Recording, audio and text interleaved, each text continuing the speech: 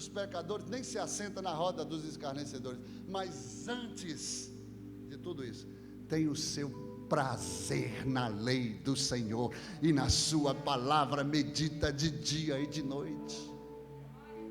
E ele diz como é que será a posteridade, o futuro destes. Será como árvores plantadas junto a ribeiros de águas, que na estação própria dará o seu fruto, e tudo quanto fizer prosperará. Também Josué diz lá no capítulo 1, versículo 8: não cesses de falar do livro desta lei, mas antes medita nela. Meditar é ruminar, não é ler, fazer uma leitura rápida. Medita nela de dia e de noite, para que tenhais cuidado de fazer segundo o que nela está escrito. Então farás prosperar o teu caminho, e tudo quanto fizeres prosperarás. O segredo, o caminho da prosperidade, da abundância, do cumprimento da promessa de Deus está aqui, meu irmão. Está aqui.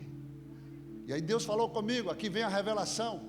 Essa semana passou, hoje é o primeiro dia. Deus falou comigo: é chegado o tempo, nesses dias difíceis, em que muitos têm virado as costas para a minha palavra. Muitos que têm pregado a minha palavra na hora da provação, e nem chegou a dura provação. Parece que não me conhecem, porque não vivem aquilo que pregam nos púlpitos, não mentoreiam, mas de longe. E Deus me trouxe há 2 semanas atrás uma palavra aqui em relação ao medo. Jó diz: aquilo que eu temia me sobreveio. E Deus começa a colocar o medo na mesma dimensão da fé. Assim como o medo é usado pelo diabo para abrir o caminho da destruição, a fé é usado por Deus para abrir o caminho, aleluia, do extraordinário de Deus. E o medo acaba aprisionando a alma do homem, porque a sua alma, infelizmente, não está cheia de Deus. Porque assim como o homem pensa na sua alma, assim ele é. E para ele ser, ele tem que viver conforme é a sua alma.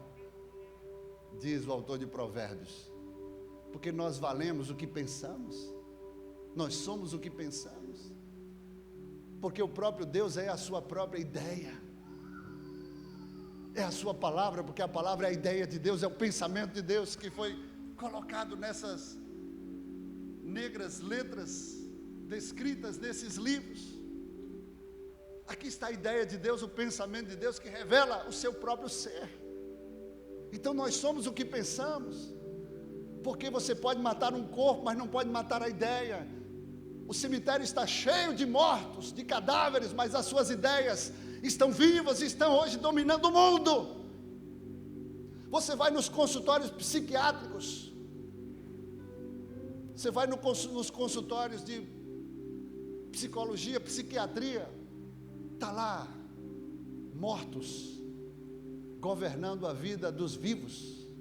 Freud, a ideia de Freud, o pensamento de Freud, de Nietzsche, Voltaire, Marx, Lenin. Hoje no Brasil estamos trazendo a ideia de alguém que já morreu há muito tempo, porque eles morreram, mas as suas ideias continuam vivas. As suas ideias não podem ser destruídas por uma metralhadora, não pode pegar uma arma e destruir, porque quanto mais você persegue ela, mais ela se multiplica. Assim foi o cristianismo. Quanto mais perseguir o cristianismo, é como efeito chantilly. Quanto mais você bate, mais ela rende, mais ela cresce. E assim é a realidade hoje da igreja. Quanto mais se persegue, quanto mais cresce, quanto mais bate, mais ela se multiplica. Foi isso que Jesus falou: o meu reino não pode ser limitado pela sepultura, porque as portas do inferno, do Sheol, não prevalecerão contra a minha igreja. O governo de Jesus Cristo sobre a tua vida não se limita à sepultura. Neste mundo, sim, porque um defunto não pode ser cobrado os seus impostos, as suas obrigações. Mas o governo de Jesus Cristo, ele transpõe a sepultura. Porque o viver é Cristo.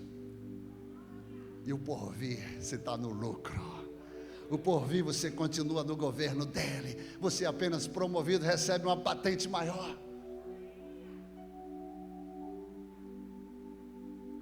E essa palavra garante tudo.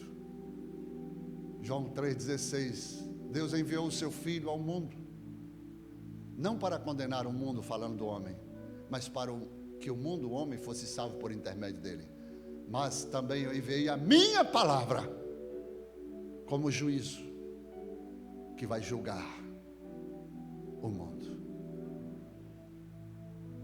As pessoas não estão levando a sério a palavra. Os pregadores não estão levando a sério a palavra. E aí Deus falou comigo que está tratando a cada um como cada um trata a sua palavra. Eu vou repetir. A forma como você trata a palavra determinará a forma como Deus vai te tratar. Como você vai construir o seu futuro. Isso é forte. É fácil você, de longe, dentro de quatro paredes, com medo. Eu falei aqui que quando nós somos chamados e habilitados para uma missão, nós temos que, se necessário, dar a nossa própria vida. Eu, quando fui membro do Partido Comunista do Brasil, eu assinei lá um compromisso. Se tivesse uma guerrilha, eu derramaria o meu sangue pela causa do comunismo. Mas eu estava na ignorância. Depois eu conheci uma causa muito maior. Aí eu falei, então essa menor fica para baixo, fica para trás. Porque a causa do cristianismo é a única. Você vai em qualquer sepulcro, qualquer túmulo lá, você vai ver, né, o poder de cada mentor, de cada idealizador, de cada, né, autor das suas instituições políticas, religiosas, seitas, heresias. Aí você vai lá nesses homens que fizeram história na humanidade. Aí você vai no túmulo de cada um deles e tem escrito assim: aqui jaz Buda, Confúcio, Maomé, Gandhi, Allan Kardec e todos esses demais que construíram história a partir do comunismo, que compilaram a verdade. Mas você vai lá em Jerusalém, se você quiser ir, nós vamos em breve. Você vai entrar no túmulo de Jesus, você vai encontrar vazio, mas tem uma placa lá informando: ele não está aqui, porque ressuscitou. Aleluia, ressuscitou. Porque a morte não pode detê-lo, e a única forma de você invalidar a morte é através do cumprimento desta palavra. Eu não estou dizendo que você vai cumprir essa palavra na íntegra, que é impossível. Graças a Deus que hoje você tem uma natureza divina, e você precisa entender que a velha natureza adâmica, ela precisa estar no lugar que ela foi destinada, lá na cruz. Precisa ser crucificada e viver pela natureza divina, pela qual o próprio Jesus, o próprio Paulo disse com muita propriedade: eu levo as marcas de Jesus na minha carne, portanto eu posso dizer, não vivo eu, mas Cristo vive em mim. Ele está dizendo, a minha natureza divina, essa natureza hoje domina a minha vida, porque o que ele dissera antes estava no processo ainda de transição. Quando ele disse, olha, eu esmurro a minha carne, eu, tento subjugar a minha carne, porque o mal que eu não quero fazer, eu estou sendo dominado por ele, eu acabo fazendo. Mas o bem que eu não consigo, o bem que eu quero fazer, eu não consigo, estou sendo dominado. Mas o mal que eu não quero, eu acabo sendo. Então é uma guerra, uma luta do espírito contra a carne.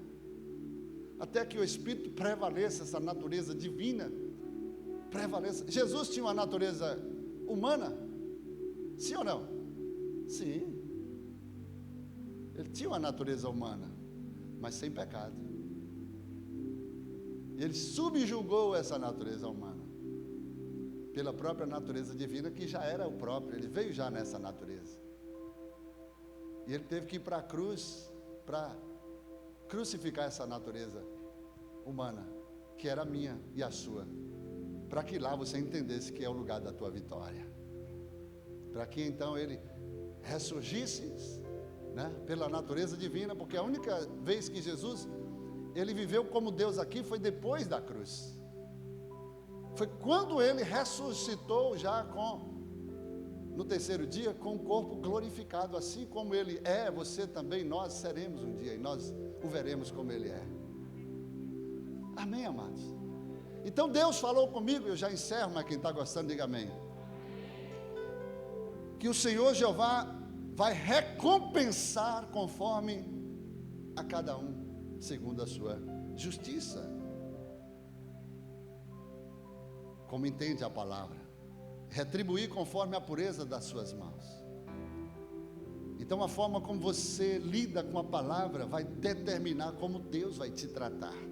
Aqui eu aprendo uma outra coisa que eu sempre tenho dito, que a forma como você trata o seu irmão, porque é a palavra, tem que ser rema, vivida. A forma como você trata o seu irmão vai determinar a forma como Deus vai te tratar. Se você desejar o mal ao seu irmão, esse mal que você desejou ao seu irmão, Deus vai cumprir na tua vida. Vai voltar, além da semeadura. Então você precisa tratar o seu irmão bem. O que foi que Jesus deixou como mandamento? Resumo dos mandamentos, dos 10. Ele resumiu em 2. Ele fez um tripé de relacionamento humano aqui na terra. Ele diz: amarás ao Senhor teu Deus de todo o teu coração, alma, força e entendimento. E ao teu próximo, como a ti mesmo. Você, Deus e próximo, tem que viver em paz. Ele diz para a gente viver em paz, se possível, e buscando a santificação, sem a qual ninguém verá a Deus. Em paz com o seu próximo. Tem de paz com todos. A paz que o mundo não entende, mas que brota das suas entranhas, do caráter de Deus. A gente, muitas vezes, a gente pula, se alegra, sapateia, dá glória, a unção desce, Deus se revela, a palavra se manifesta.